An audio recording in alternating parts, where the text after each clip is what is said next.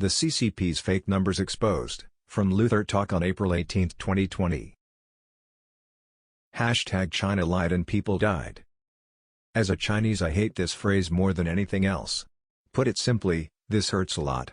Whenever I see it on Twitter or hear somebody whisper this on the street, it drives me nuts. The fact is, we are all fooled by the national government that is led by the Chinese Communist Party. Unfortunately, this party is a totalitarian regime, one of the largest terrorist regime in the history of the world. And it probably also is the most shameless and arrogant gang of all time. It is not #China lied and people died. It is #CCP lied and people died. If you don't believe it, I recommend that you watch Mr. Bannon's War Room Pandemic episode 126 and 127 recordings on YouTube, where Miles Guo along with his fellow fighters in June, Xiao Tian, Guo, Dr. Bo, and Ms. Eiley shared facts about the CCP virus and their perspectives on the Communist Party with the world this past Saturday morning. They are average Chinese, none of them are from the deadly CCP. You will hear these names more and more often in the coming days, months and years. But I'd like to get to something else here, just to show you how the CCP really lied to us all. You might think that the CCP officials must be a bunch of ingenious liars. After all, they fooled the entire world quite successfully. Kudos to them. But apparently this is not the case. And Mr. Luther showed us exactly how we can disprove their lies in his Luther Talk show. Dr. Bo and Ms. Eiley were also invited as guests and made important observations in their discussion with Luther. Xin Lu, the host and journalist at the state-run China Global Television Networks, CGTV, interviewed Jixian Zhang, who is recognized by the CCP as the first doctor who reported to the government. Let's get the facts straight that Dr. Zhang was not the first doctor who made the whistle blow, it was Dr. Wenliang Li. The difference is, Dr. Li followed his moral ethics and tried to warn the general public before getting formal approval from the government. As a result, he was suppressed and silenced ruthlessly by the CCP. Whereas Dr. Zhang reported it to his government supervisors, and was immediately recognized as one of the biggest contributors and heroes by the CCP. As Zhang claims, the very first patient that got infected with the virus received a medical consultation from the doctors on 27 December, 2019. This means that it is untenable for the world to accuse the CCP for holding the fact that they knew this was a man-to-man transmission disease back in early December last year. This is precisely the reason why the CCP released such evidence and record to the public at this time, showing that the very first patient with the coronavirus did not get diagnosed until late December 2019. But is that so? On January 24, 2020, Fu Gao, the director of the Chinese CDC, published a paper, A Novel Coronavirus from Patients with Pneumonia in China, 2019, in the New England Journal of Medicine. In this paper, 3 adult patients with severe pneumonia were diagnosed on December 27, 2019. Patient 1 was a 49-year-old female, patient 2 was 61 years old, and patient 3 was 31. In particular, patient 2 had a fever and cough on 20th December and was put on a ventilator. This means that by December 20, 2019, there was already at least one patient with the coronavirus-like symptoms and was put on a ventilator. It was obvious that the patient was in great danger that the doctors decided to use the ventilator. We can also infer that this patient too must have been infected with the virus before the 20th. But what's more absurd is that the Chinese researchers disclosed exactly the opposite of what Zhang claims in the interview with Xin. In a report submitted shortly after Gao's paper was published on January 24, 2020, as we can see in the picture below, the author clearly states that the very first case with the symptom of the coronavirus was confirmed on December 1, 2019. And this absolutely had nothing to do with the South China seafood market whatsoever. The author even put up a note there to remind us all that this virus has an incubation period, meaning that the transmission should occur even before December 1, 2019. That is, sometime in November. My dear Dr. Zhang, you are telling us that the very first case of this global pandemic all started on December 27, 2019? I am not a doctor, but I can do simply math. I am a math major, by the way. And you should do better in making things up. As Dr. Bo pointed out, the CCP picked 27th as their date, since in reality, Dr. Li and Dr. I Fan began to alert their colleagues via private WeChat messages on December 30, 2019. We all know who the real whistleblowers are. And we know that if a patient was put on a ventilator, doctors must have made their judgment. They already knew how bad this was, and how disastrous this could lead to.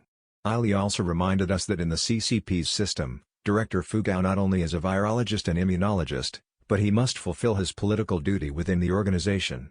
In one of the other reports he submitted on January 20, 2020, more than 400 cases were studied but only 47 of them were actually reported. The CCP might think that they did all they could to cover everything up, but they clearly neglected the fact that the lifeline for any scientist is their engagement in scientific researches and publications. Very few researchers are conscious of anything political.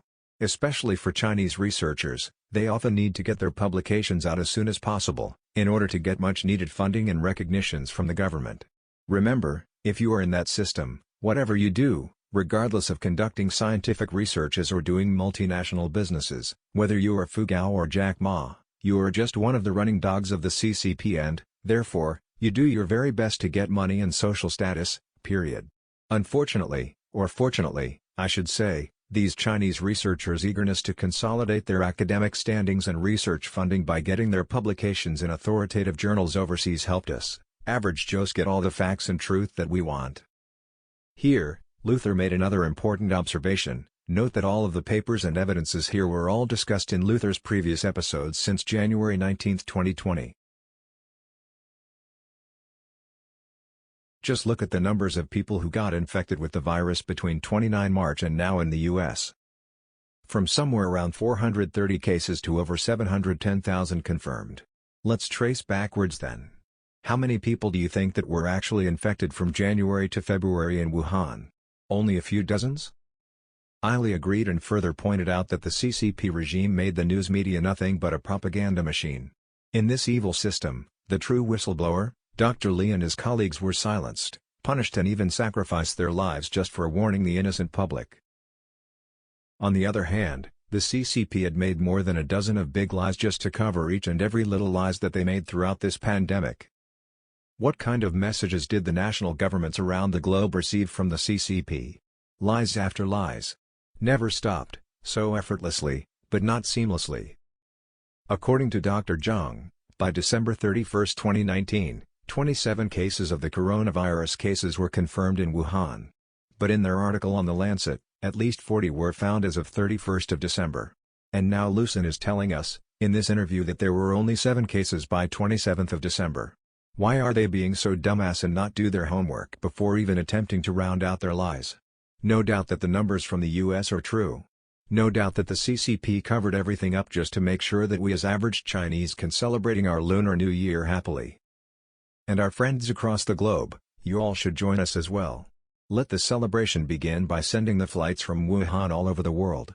No doubt that the Chinese government did a stellar job to come up with the lowest mortality rate, 0.33 deaths per 100,000 patients. Trump goes, do you believe the numbers? I don't. I don't think none of you do. If you asked the CCP themselves, I bet they would even open their mouths wide and, that's really good. I am not so sure, did we really do that well? I mean, it must be because of superior societal system. If the CCP had been transparent to the world in the first place, people will not die. It's just that simple. You and I would not get trapped at home like rats without sunlight. Have you thought that among the very first group of the 14 patients, none of them actually knew each other? There was no history of close contact among these individuals. Do you think that doctors, medical staff who were totally unaware of the virus and gave treatment to these patients did not get infected by them? How about their families, friends, relatives, and other social connections? Remember, we are only talking about cases happened in one hospital here in Wuhan, Hubei. What about all other hospitals? Remember, we now have large groups of people with the virus but not exhibiting any symptoms. We have not included these groups yet. Remember, the virus should have been very strong when it first came out, and this 41 cases in the Lancet article are, again, a false data. After all, what is the name of this virus? As much as we would like to call it a #CCP virus, what did the WHO propose? Something like 2019 ANCOV? It was 2019, folks. It means that in the year of 2019, humans had found a coronavirus that was so contagious that it eventually became a global pandemic. And Ms. Liu, Dr. Zhang, you are trying to convince us that the very first case were confirmed on December 27, 2019? It took 4 days for pneumonia to transform into a global pandemic? Now, will anybody argue with me that there must be person-to-person transmissions back in November 2019? Will anyone in doubt that there must be at least tens of thousands who got infected with coronavirus in Wuhan, Hubei by December 2019? And the CCP were trying to sell to the world that this disease is defensible, well under control, and it is not human-to-human transmissible. Not to mention that by December 1st, the CCP police was very busy, not for the virus but poisoning Hong Kong, killing people, and raping girls at their will. What were the Americans doing back then? Busy impeaching your president? Are you kidding me? Let's shift the focus to the paper Early Transmission Dynamics of New Coronavirus-Infected Pneumonia in Wuhan, China, that was published on January 29, 2020 in New England Journal of Medicine for more data and references. Once again, another publication submitted by the Chinese researchers. Analysis showed that, from December 10, 2019 to January 4, 2020, the median age of the patients was 59 years, 240 of 425 patients were male, and the mean incubation period was 5.2 days. The estimated average duration from the time of symptom onset until the time of hospital arrival was 5.8 days for the 45 patients with an onset before January 1, 2020. This was similar to the 207 patients with an onset that happened on 1 January. Between 1 January and 11 January. However, the average incubation period was shortened to 4.6 days. Of the 44 patients with an onset before January 1, the average duration from the time of symptom onset until the time of hospital arrival was estimated to be 12.5 days, longer than the average of 189 onset cases between 1 January and 11 January. In this paper, 189 cases between 1 January and 11 were confirmed, but the news only reported a total of 41 confirmed cases in Wuhan by 14 January. If we look at the curve as of January 4, 2020, the growth rate was 0.10 per day, 95% C, 0.050 to 0.16, and the doubling time was 7.4 days, 95% C, 4.2 to 14. The researchers used this model to derive the growth rate of the epidemic. The doubling time and the basic reproduction number are 0. Note that the CCP maintained that the epidemic was under full control and the rest of the world would not need to concern at all, since it was nothing but a flu, according to President Xi. Li went further and asserted that the CCP already had more than enough data samples to work with. Because 425 patients were mentioned in both papers published by the Chinese CDC. And these 425 people were taken from a sample of 2,000 people. CDC had access to all the samples from Wuhan. Given 7.4 days the doubling time, it can also be deducted that the Chinese CDC already knew this data long before medical staff overseas found their doubling time to be 6.5 days.